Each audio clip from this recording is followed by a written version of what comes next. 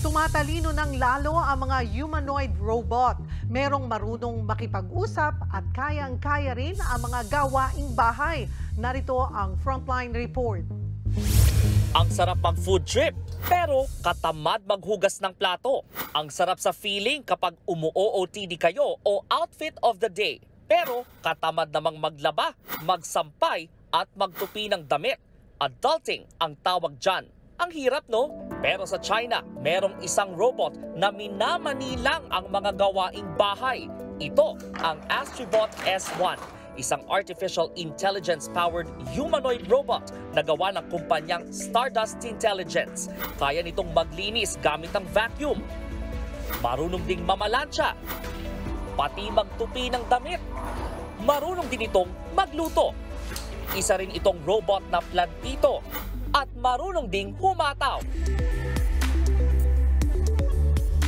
Kumikilos ang Astribot S1 kahit walang remote control dahil nakaprogram na ang mga dapat itong gawin. O di ba? Pwedeng asahan sa mga gawaing bahay. Ayon sa developer nito, balak ilabas ngayong taon ang Astribot S1.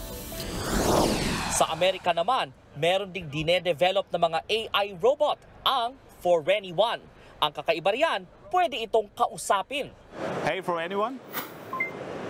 Do you think robotics will take over the world? I don't think so, but we should treat our robots kindly to avoid that they build a union. That's a threat.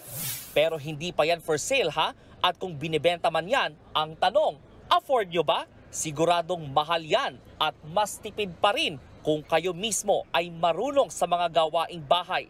Dahil kung kaya ng robot, kaya nyo rin yan.